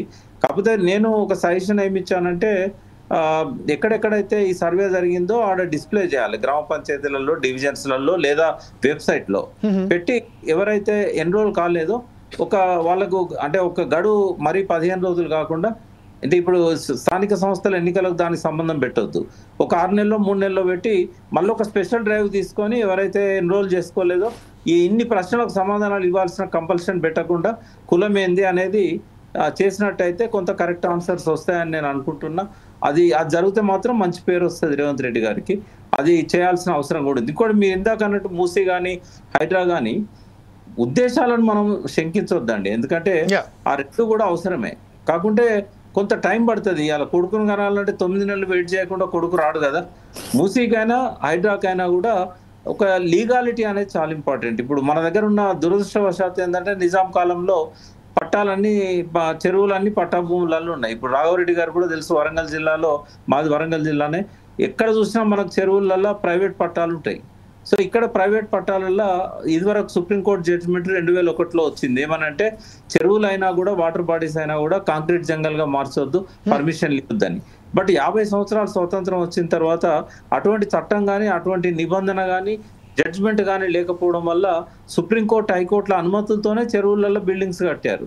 వాటిని ఇప్పుడు తొలగిస్తామంటే తొలగించవచ్చు, కానీ ల్యాండ్ అక్విజిషన్ ప్రాసెస్ అనేది ప్రైవేట్ భూములు కాబట్టి ల్యాండ్ అక్విజిషన్ చేయాలి, అది జరగలేదు హైడ్రాలో. మూసీ విషయంలో కొంత వాళ్ళకి రిహాబిలిటేషన్ అనేది జరుగుతూ ఉన్నది, కొంచెం స్లో ప్రాసెస్. ఈ రెండు కూడా పూర్తి కావడానికి చాలా టైం పడుతుంది, కానీ ఉద్దేశాలు మాత్రం మనం తప్పబట్టడానికి లేదు. అదే కరెక్టే సార్, ఉద్దేశాలు మాత్రం కరెక్ట్, దాన్ని తప్పుపడడానికి లేదు. కాకపోతే అయితే దూకుడుగా వ్యవహరించి అక్కడ కూలగొట్టడాలు జరుగుతున్నాయో, దీని తర్వాత మధ్యతరగతి ఎవరైతే ఉన్నారో వారికి సంబంధించిన బిలో పావర్టీ పీపుల్ ఎవరైతే ఉన్నారో వాళ్ళు సఫరర్స్ అయితే ఉన్నారో వాళ్ళు దరిదాపుగా 50 సంవత్సరాల నుంచి వెళ్ళుకుంటారు. నేను ప్రత్యేకంగా అక్కడ మూసా ప్రక్షాళనకు సంబంధించిన హెచ్ఎంటీలో ఉన్నప్పుడు మనం ఎప్పుడైతే చేశామో 222 కిలోమీటర్ల పదయాత్ర చేశాం, అప్పుడు కూడా అక్కడ మూసి నిర్వాసితులు చాలా పెద్ద ఎత్తున గందరగోళం అంటే గొడవ చేశారు. మేము 20 సంవత్సరాలు ఉన్నాం, పార్టిసిపేట్ చేశాను. అందుకోసమే ఈరోజు అదే విషయంపై మీకు ఒకసారి గుర్తు చేస్తున్నా. అప్పుడు కూడా ఏంటంటే ప్రక్షాళన చేయాలనేది ఒక డిమాండ్ ప్రజల నుంచి వచ్చింది. ఇప్పుడు హైదరాబాద్ లో కూరగాయలు తింటున్న వాళ్ళందరికీ క్యాన్సర్ వస్తున్నది, ఎందుకంటే ఆ మూసి పొల్యూషన్ లో పండిన కూరగాయలు తినడం వల్ల చాలా మంది క్యాన్సర్ వస్తున్నది. కాబట్టి ప్రక్షాళన చాలా ఫాస్ట్ గా జరగాలి. ఒకవేళ నిన్ననే రేవంత్ రెడ్డి గారు మోడీ గారిని అడిగారు 20,000 కోట్లు ఇవ్వండి మూసీ కోసం అని, ఎందుకంటే అక్కడ గంగా ప్రక్షాళనకు ఇప్పుడు దాదాపుగా 40,000 కోట్లు తీసుకొని ఖర్చు పెడుతున్నారు. మరి ఉత్తర భారతదేశానికి ఒక న్యాయం, దక్షిణ భారతదేశానికి ఇంకో న్యాయం ఉండకూడదు. కాబట్టి మూసీ కంటే దుర్గంధపూరితమైన నది ఒక పెద్ద సిటీలో ఉండడం అనేది ఎక్కడా లేదు. ఉన్నాయి కానీ ఇంత ఇండస్ట్రియల్ పొల్యూషన్ క్యారీ చేసే నదులు లేవు. కాబట్టి వారి డిమాండ్ కూడా కరెక్టే. మోడీ గారిని ఇక్కడ ఉన్న ఎంపీలందరూ కూడా ప్రెజర్ తెచ్చి 10,000 కోట్లన్నా తీసుకోగలిగితే, ఇప్పుడున్న ఎస్టీపీలు ఆల్రెడీ చాలా వరకు పనిచేస్తున్నాయి, కొన్ని మొదలవుతున్నాయి, కొన్ని నిర్మాణంలో ఉన్నాయి. కాబట్టి అవన్నీ కూడా పూర్తయి ఇంకో 10,000 20,000 కోట్లు వస్తే మాత్రం ఖచ్చితంగా మూసీ ప్రక్షాళన జరుగుతుంది. అది మంచి సంకల్పమే, కానీ మీరు అన్నట్టుగా కొంచెం దూకుడుగా పోయే పరిస్థితి అక్కడ ఉండకూడదు. హైదరాబాద్ విషయంలో ఏంటంటే ప్రభుత్వ చెరువులలో కట్టిన వాళ్ళ మీద దూకుడుగా పోతే తప్పులేదు, కానీ హైకోర్టు ఇచ్చే జస్టిస్ లక్ష్మణ్ గారు ఇప్పటికీ 3 సార్లు సీరియస్ అయ్యారు. రంగనాథ్ గారు కూడా మంచి అధికారి, కానీ కొంచెం చట్టబద్ధత, లీగాలిటీ, హైకోర్టు ఇచ్చే డైరెక్షన్స్ ఫాలో అయినట్టయితే రేవంత్ రెడ్డి ప్రభుత్వానికి మంచి పేరు వస్తుంది. ఇదే విషయంపై ఒకసారి శ్రీదేవి గారి దగ్గరికి వెళ్దాం. శ్రీదేవి గారు, ఏదైతే బడ్జెట్కు సంబంధించిన విషయానికి వస్తే మాత్రం సౌదర్న్ పార్ట్స్కు మొత్తం అన్యాయం జరిగిందని చాలా కళాఖండిగా మనం చెప్పుకోవచ్చు. అది కేవలం ఆంధ్రప్రదేశ్ కాకుండా, తెలంగాణ కాకుండా, కర్ణాటక కానివ్వండి, కేరళ కానివ్వండి, తమిళనాడు కానీ ప్రతి విషయంలో ఉత్తరాది రాష్ట్రాలకు ఏదైతే బడ్జెట్ కేటాయించడం జరిగిందో అందులో మనకు సౌతి తల్లి ప్రేమ చాలా మనకు కళ్ళకు కట్టినట్టు కనబడుతుంది. ఈ విషయంలో ఈ రోజు జమీల్ భాయ్ ఒక్కటి నిమిషము అక్కని అడుగుతా నేను. అక్క తెలంగాణ విభజన చట్టంలో అంశాలు మీకు తెలుసు కదా అక్క. కోచ్ ఫ్యాక్టరీ ఏంది, గిరిజన యూనివర్సిటీ ఏంది, ఇవన్నీ ఇస్తానన్న హామీలలో ఒకటైనా నెరవేర్చలేదు అక్క. జర చెప్పక్క బీజేపీ. కానీ ఇంకొక విషయం రాఘారెడ్డి గారు, నేను ఒకసారి మీతో యాడ్ చేసుకున్నా, మూసినది కూడా ఆ గ్రాంట్ ఇస్తే, అమౌంట్ ఇస్తే మన తెలంగాణ బాగుపడుతుంది అక్క. ఒకసారి మీ బీజేపీ వాళ్ళు అధికారంలో ఉన్నారు, రాఘారెడ్డి గారు ఇన్ని సంవత్సరాల అధికారంలో ఉన్నారు. I want to add one more question with you. అది ఏదైతే మామనూరుకు సంబంధించిన ఎయిర్పోర్ట్ ఉన్నదో ఈ రోజు బీజేపీ మొత్తం తనకు తీసుకునేది క్రెడిట్ మొత్తం. ఈ రోజు ఏదైతే ప్రకటనలు చేశారో కేవలం బీజేపీతోనే ఈ మామనూరుకు సంబంధించిన ఎయిర్పోర్ట్ సాధ్యమైంది, దీంట్లో బీఆర్ఎస్ చెప్పింది ఏం లేదు, కాంగ్రెస్ కూడా చేసింది ఏం లేదని చెప్పారు. దీని మీద శ్రీదేవి గారు మీరే చెప్తే పార్టీ అధికారంలోకి వచ్చిన కాంచెలు మొదలు పెడితే ఈ రోజు వరకు కూడా మేము మా వరంగల్కు విమానాశ్రయం కావాలని కోరినాము. మేము అడగడంలో ఎక్కడ తప్పు చేయలేదు. ప్రకాష్ గారు కూడా ఏదో చెప్తున్నారు, కాకపోతే ప్రకాష్ గారు ఫోన్ అన్మ్యూట్ లో చేసుకుంటే బాగుంటదేమో. మేము 100% ప్రకాష్ గారు మీ ఫోన్ మ్యూట్ లో ఉంది, అన్మ్యూట్ చేసుకోండి సార్ ప్లీజ్. ఏదో అడగంది అమ్మాయినా పెట్టదు అని ఇప్పుడు అడుగుతున్నారు. మనకి ఇక్కడ విషయాలు కేంద్ర ప్రభుత్వాన్ని తెలిసాయి, ఒక్కొక్కటి గ్రాంట్ చేస్తూనే ఉన్నారు. మీకు వరంగల్ కి ఇప్పుడు ఎయిర్పోర్ట్ వచ్చింది, ఇంకా మేము కొత్తగూడెంకి అడిగాము, మాకు రాలేదు, మీకు వచ్చింది వరంగల్ కి. ఆ కొత్తగూడెం కూడా త్వరలో రాబోతుంది. చిన్నగా ఒక్కొక్కటి మీరు అన్నారు కదా 1.5 సంవత్సరాల్లోనే అన్ని చేస్తారా అని తెలంగాణకి మీరు చేయలేని వాళ్ళు. తెలంగాణ విభజన చట్టంలో ఉన్నటువంటి అంశాలను గురించి నేను అడుగుతున్నా. గిరిజన యూనివర్సిటీ ఏంది, ఉక్కు కర్మాగారం ఏంది, ఇప్పుడు రైల్వే కోచ్ ఫ్యాక్టరీ ఏంది, Yes. ఇవి చాలా అవసరం అమ్మా. ఇది మనం అందరం తెలంగాణ వాళ్ళం. మనం అడగాల్సింది కేంద్ర ప్రభుత్వాన్ని, ఏ పార్టీలు ఉన్నామని కాదు, ఏ పార్టీలు ఉన్నామని కాదు. దానికి మనం కొట్లాడుకుంటే గ్రాంట్స్ రావు. ఇప్పుడు మేము బీజేపీ ప్రభుత్వం విమానాశ్రయం ఏమనేది అడగలేదు, కానీ అడిగినాం మేము. అనొద్దు, రోజు అడుక్కుంటూనే పోతున్నాం. రాఘరెడ్డి గారు, ఇంకొక విషయం, శ్రీదేవి గారిని ఒకసారి మీరు అడగండి అదే విషయము. ఏంటంటే భూసేకరణ మాత్రం రాష్ట్ర ప్రభుత్వానికి సంబంధించిన అంశం. వాళ్ళే భూసేకరణ ఎంతవరకు చేశారు అని కూడా ఈరోజు రామ్మోహన్ నాయుడు గారు కానివ్వండి, లేకపోతే కిషన్ రెడ్డి గారు కానీ చెప్పినట్టు తెలిసింది. ఈ విషయంపై శ్రీదేవి గారితో మీరు అడగండి డైరెక్ట్. నేను ఒకటే అడుగుతున్నా, భూసేకరణ విషయంలో అన్నిట్లా ముందుకు పోయిన సంగతి మీ అందరికి తెలిసిన విషయమే. ఎక్కడ కూడా చిన్న పొరపాటు జరగలేదు. మేము అడగడంలో ప్రభుత్వం ఏర్పడిన కాంచెలు మొదలు పెడితే మీరు ఇచ్చేంత వరకు కూడా విమానాశ్రయం గురించి మా ముఖ్యమంత్రి గారు పర్సు చేస్తూనే ఉన్నారు. అవి కాకుండా ఇది వచ్చిన దాని గురించి పక్కకు పెట్టేసి ఇప్పుడు రావే గ్రాంట్ గురించి దయచేసి మిమ్మల్ని రిక్వెస్ట్ చేస్తున్నాం. మేము మీ మీద బురద రత్తలేము. ఏంటంటే మా తెలంగాణకు కోచ్ ఫ్యాక్టరీ ఒకటి, గిరిజన యూనివర్సిటీ ఒకటి, ఇవన్నీ తెలంగాణకు వస్తే, ఉక్కు కర్మాగారం వస్తే మనం అందరం తెలంగాణ ప్రజలకు బాగుపడతామమ్మా. విమర్శించలేదు. మీరేమనంటే మిమ్మల్ని ఏది మాట్లాడినా విమర్శించినట్టు మాట్లాడతారు. మా రేవంత్ రెడ్డి గారు దూకుడుగా పోతున్నారు అని మాట్లాడినప్పుడు నేను ఏమన్నా మాట్లాడానా? అట్లేం మాట్లాడలేదు. మా రేవంత్ రెడ్డి గారు కానీ, మా ఉత్తమ్ కుమార్ రెడ్డి గారు కానీ, మా మంత్రి రాఘరెడ్డి గారు ఒక్క విషయం మాత్రం చాలా ఖచ్చితంగా చెప్పగలుగుతామండి. రాఘరెడ్డి గారు 2 పూటల అన్నం తినగలుగుతున్నారంటే కాంగ్రెస్ పార్టీ. ఇవాళ 500 రూపాయలు బోనస్ ఏ ప్రభుత్వం ఇవ్వలేదు. 2 లక్షల రుణమాఫీ ఎవరు ఇవ్వలేదు. మహిళలకు రాష్ట్రంలో, దేశంలో మంచి కంటెంట్ గా ఎక్కడంటే అక్కడ ప్రయాణం చేసేందుకు ఇవాళ వాళ్ళకు బస్సు సౌకర్యం ఇచ్చిండ్రు. మీ అందరు గమనించాల్సిన అవసరం ఉన్నది. టిఆర్ఎస్ పార్టీ అధికారంలో ఉన్నప్పుడు 1,00,000 రూపాయలు రుణమాఫీ చేస్తానన్నారు, చెయ్యలేదు. అతివృష్టితోని, అనావృష్టితోని.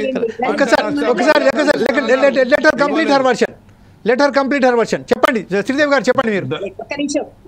వాగ్దానం చేసినవి చేసామా లేదా? నెంబర్ 1. అమ్మైనా పెట్టండి. మన విషయాలు వాళ్ళకి చెప్పిన తర్వాత వాళ్ళు ఒక్కొక్కటి 1 by 1 శాంక్షన్ చేస్తున్నారు కేంద్ర ప్రభుత్వం. నెంబర్ 2, మేము ఇస్తా అన్నవి ఇవ్వకుండా మేమేమి ఎగ్గొట్టలేదు. నెంబర్ 3, మీరు వచ్చి 1.5 year అయింది, ఈ లోపలనే మేము చేస్తామా అన్నారు. మీరు చేసేది ఓన్లీ తెలంగాణకే, కానీ కేంద్ర ప్రభుత్వం అట్లా కాదు, అన్ని రాష్ట్రాలకి చేయాలి, ఒక్కొక్కరికి చేసుకుంటూ వస్తుంది అంతే తప్ప ఎవరికి ఒకరికి సవతి తల్లి ప్రేమ చూపించట్లేదు, ఒకటి కన్న తల్లి ప్రేమ చూపించట్లేదు. అందరికీ సమానంగా చూపిస్తున్నాము. మంత్రి పదవులైనా ఏదైనా కేంద్ర ప్రభుత్వం పదవులైనా మేము అందరికీ కూడా సమానంగా ఇస్తాము. ఇదొకటి. మీరు రైతు భరోసా ఏమన్నారు? 3 ఎకరాల లోపు వాళ్ళకి 5 ఎకరాలు అన్నారు, 3 ఎకరాల లోపల ఇచ్చారు. 5 ఎకరాల వాళ్ళకి ఇంకా పైన ఒక కుంట ఉన్నా 2 కుంటలు ఉన్నా కూడా ఇవ్వలేదు. 3 ఎకరాల లోపు వాళ్ళకే ఇచ్చారు. రైతు రుణమాఫీ అదేంటో అండి, జిల్లాకి ఒక మండలాన్ని తీసుకొని ఒక మండలానికి అభివృద్ధి చేస్తే మొత్తం తెలంగాణ అంతా అభివృద్ధి అవుతుందండి? ఇస్తే అందరికి ఇవ్వాలి, బడ్జెట్ లేకపోతే అందరికి ఆపాలి. ఇస్తేనేమో రైతు భరోసా అన్న ఇవ్వాలి, లేకపోతే రుణమాఫీ అన్న చేయాలి. అన్నిట్లో వేలు పెట్టి అక్కడ కొంచెం అక్కడ కొంచెం చేస్తే మనకు వ్యతిరేకతే వస్తుంది కానీ ఏమీ రాదు. నెంబర్ 1, లేడీస్ కి మేము ఇచ్చాం బస్సు అంటున్నారు. దానివల్ల కొన్ని లాభాలు ఉన్నాయి, కొన్ని చాలా వరకు నష్టాలే ఉన్నాయి. ప్రతి వాళ్ళు మొగుడు మీద అలగటం, బస్సు ఎక్కిపోవటం. అమ్మ వాళ్ళకి చెబుతున్నా, నేనే ఆడదాన్ని అయ్యుండి కూడా కొన్ని చెయ్యాలి, కొన్ని చేయకూడదని. మగవాళ్ళు వెళ్ళటానికి కూడా ఇప్పుడు ఆడోళ్ళే వ్యతిరేకం కదమ్మా. ఇంకొక విషయం ఏంటంటే రాఘరెడ్డి గారు ఇంకోటి ఏంటంటే, నేను ఒక డిసిసి బ్యాంక్ చైర్మన్ గా 9 సంవత్సరాలు చేసినమ్మా. ఈ రోజు మేము రుణమాఫీ చేసిన దాంట్లో ఎక్కడ కూడా తప్పిదం జరగలేదు. ఫ్యామిలీ అటాచ్మెంట్లలో ఫ్యామిలీ దాంట్లో కొంతమందికి 2 లక్షల పై వరకు ఉన్న వాళ్లకు ఆగిన మాట నిజం. దాని విఆర్ వాళ్ళకు కానీ ప్రభుత్వం కానీ రెండోసారి కూడా 3,000 కోట్ల రూపాయలు సవరించి మళ్ళీ ఇవ్వడం జరిగింది. ఇంకా కూడా తప్పిదాలు జరిగినాయి. అది బ్యాంకర్ల పొరపాటు, బ్యాంకర్లో పొరపాటు జరుగుతున్నా ఇవ్వడం జరిగింది. ఒక మండలానికో వేరంగా ఇవ్వలేదు. రైతు భరోసా మేము ఇస్తానన్నది 100% ఇచ్చినాము, ఇస్తాం కూడా. రాఘరెడ్డి గారు ఒక విషయం ఒక విషయం నేను రాఘరెడ్డి గారు మీతో అడగదలుచుకున్నాను. ఇప్పుడు ఏదైతే మంత్రులు ఎవరైతే ఉన్నారో పొంతలేని ప్రసంగాలు, అంటే రేవంత్ రెడ్డి ఏదైతే మాట్లాడారో దానికి విరుద్ధంగా పొంతలేని ప్రసంగాలు ఇచ్చుకుంటూ ఒక అనివార్య ఎట్లా అంటే ఒక రేవంత్ రెడ్డి సర్కార్కే చాలా పెద్ద ఎత్తున ప్రమాదంగా మారిన ఈ మంత్రుల ప్రసంగాలు, అలాగే రేవంత్ రెడ్డి సోదరులు ఎవరైతే ఉన్నారో తనకు తానుగా చెలామణి చేసుకుంటూ ఎక్కడెక్కడ పైరవీలు చేస్తున్నట్టు అని చెప్తున్నారు. ఈ విషయంపై మీరేమంటారండి? అది అన్యాబద్ధము, అది ప్రతిపక్షాలు చేస్తున్న నింద తప్ప ఏమీ లేదు. మంత్రివర్యులలో ఎవరికి కూడా భేదాభిప్రాయాలు లేవు. ఒకటే పార్టీ ఒకటే వాదం మీద నడుస్తూ ఉన్నది. అలాంటి వాదాలు ఎలాంటి లేవు. సోదరుల ఇన్వాల్వ్మెంట్ ఎక్కడ కూడా లేదు. ఇది కావాలని బురద చల్లడం తప్ప వేరే కారణాలు కాదు. 100% ఒక మాట ఒక బడ్జెట్లో కేటాయించిన తర్వాత 2 సార్లు మీరు స్పీచ్లో విన్నారు. ఒకసారి 3,000 కోట్లు ఇచ్చిన తర్వాత అది డిఫరెన్స్ వచ్చింది తప్ప ఎక్కడ కూడా బడ్జెట్ అడైన్స్లో చేయడంలో ఎక్కడ పొరపాటు జరగలేదు. స్పీచ్లో కూడా పొరపాటు జరగలేదు. రేవంత్ రెడ్డి గారికి మంత్రులకు అందరి సైక్యతోనే నడుస్తూ ఉన్నది. అందరు కూర్చొని ఒకసారి మీటింగ్ పెట్టుకొని చేస్తూ ఉన్నారు తప్ప వేరే కారణాలు లేరు.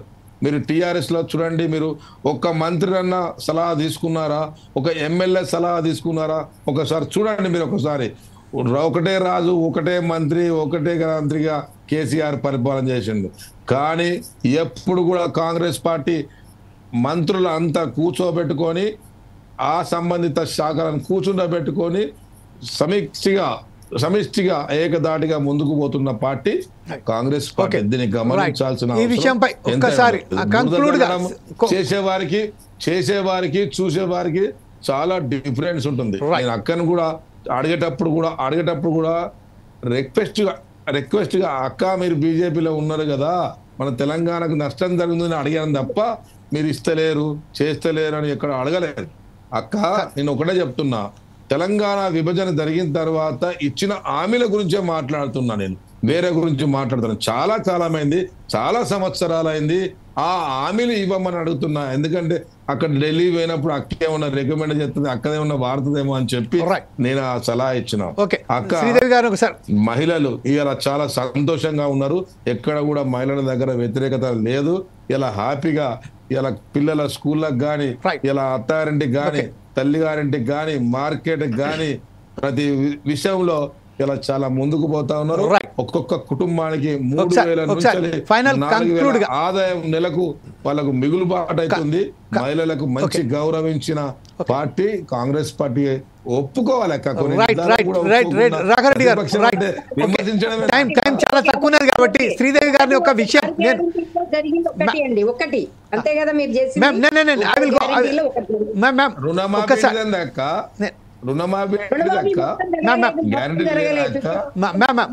ఒక్కసారి గ్యాస్ సిలిండర్ లేదా అక్క? రాలేదు, ఇస్తున్నాం కదా అక్క. శ్రీదేవి గారు 47వ సారి శ్రీదేవి గారు రెడ్డి గారు ఒక నిమిషం అండి. రెడ్డి గారు ఒక నిమిషం. 47వ సారి ఈరోజు రేవంత్ రెడ్డి తన మంత్రివర్యులతో ఢిల్లీ పర్యటన చేస్తున్నారు. ప్రతి విషయానికి ఇక్కడి నుంచి వేరే దగ్గర పెట్టాలంటే కూడా రేవంత్ రెడ్డి గారు ఈరోజు పోయి కేంద్రంలోని తన ఎవరైతే అధిష్టానం ఉన్నదో వాళ్ళకి అడిగి వచ్చి ఏదైతే పని ఉన్నదో అది చేస్తున్నది. అంటే ఈ నేపథ్యంలో లాస్ట్ కంక్లూడ్గా మీరేమంటారండి? శ్రీదేవి గారు చెప్పండి ప్లీజ్. నేను చెప్తానండి. దట్స్ రైట్, శ్రీదేవి గారే చెప్పాలి. అధిష్టానం ఏం చెప్తే అది చేస్తున్నారు కానీ రేవంత్ రెడ్డి గారి సొంతంగా ఏం చేయట్లేదండి. నేను ముందు చెప్తున్నాను, కనీసం నాకైనా సొంతంగా చేసుకునేది ఉన్నది కానీ వారికి లేదు. ఢిల్లీ పోవాలి, వాళ్ళు ఏం చెప్తే అది చెయ్యాలి. ఎవరిని మంత్రిగా పెట్టుకోమంటే అది చెయ్యాలి. ఏది చేయాలంటే అది చెయ్యాలి. అది తప్పండి. సొంతంగా నిర్ణయం తీసుకొని ఓకేనా అని అడగాలే కానీ వాళ్ళు చెప్పినట్టు మనం చేస్తే మనం స్టూడెంట్స్ అండి. మనం ఏమన్నా ఇంకా ఒక సీఎం గా ఉండి కూడా ఇంకా పర్మిషన్లు తీసుకొని చేయాల్సి వస్తే మనం ఇవన్నీ మనకి ఇచ్చిన గ్యారెంటీల పని ఏంటండి? ఇప్పుడు ఒక మాట చెప్తున్నాం, మాది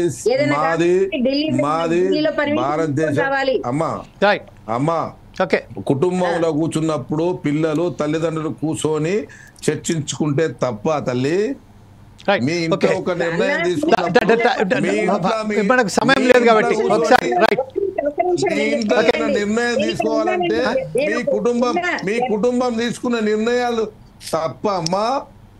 ఓకే అదే రైట్ విధంగా ఇప్పుడు ఒక్కసారి right the conclude of the debate పరిస్థితుల్లో మా రాహుల్ గాంధీ గారిని అదేవిధంగా మా మంత్రులు అందరూ కూర్చునబెట్టి ఏకదాటిగా నిర్ణయాలు చేసుకుంటున్నారు, నిర్ణయాలు తీసుకుంటున్నారు. అది అందరి సమిష్టిగా అవన్నీ సమిష్టిగా మీరు ఢిల్లీని అడగకుండా రాష్ట్రంలో చేస్తారా? ఒక్క నిమిషం మీరు ఢిల్లీని అడగకుండా రాష్ట్రంలో చేస్తారా? జమీల్ గారు మమ్మల్ని క్వశ్చన్ అడిగారు, ఉండండి నేను మనం సీఎం గారితో మాట్లాడి మీకు సమాధానం చెప్తాను, నేను ఢిల్లీకి ఫోన్ చేసి సమాధానం చెప్తాను అంటలేదు కదండి. జమీల్ గారు అడిగిన దానికి మనం సమాధానం అట్లా సెల్ఫ్ కాన్ఫిడెన్స్ ఉండాలని చెప్తున్నా నేను. కొంచెమన్నా ఉండాలండి ఒక పదవికి, అదే మనకి హోందాతనం. అంతేగాని ప్రతిదీ మనం పర్మిషన్ తీసుకొని చేయాలంటే ఇప్పుడు మనం జర్నీ చేస్తున్నామండి. మా కాంగ్రెస్ పార్టీలో ఉన్నంత స్వేచ్ఛ ఎక్కలేదమ్మా. కాంగ్రెస్ పార్టీలో ఉన్న స్వేచ్ఛ ఎవరికి లేదమ్మా. మీ పార్టీలో లేదు, ఏ పార్టీలో లేదు. కాంగ్రెస్ లో ఉన్న స్వేచ్ఛ ఎవరికి లేదమ్మా. కంక్లూడ్ ఆఫ్ ద డిబేట్ మనం ఒకసారి ప్రొఫెసర్ సుధాకర్ శర్మ గారి దగ్గరికి వెళ్దాం. సుధాకర్ శర్మ గారు, ఈ రోజు ఈ డిబేట్ కు సంబంధించిన first beginning to hear every step what ever Revanth Reddy గారు తీసుకున్నారో ఆటంకాలే వస్తున్నాయి, ఆయనకు ఎదురీత ఇదవలసి వస్తున్నది. ఈ విషయంపై లాస్ట్ కంక్లూడ్గా మీరేమంటారండి? Thank you Jameel ji. ఈరోజు మనం చర్చా కార్యక్రమాన్ని చూసిన తర్వాత ఏమనిపిస్తుందంటే పొలిటికల్ పార్టీస్లో మంచి సంకల్పాలకేం కుదవలేదు అని అనిపిస్తోంది.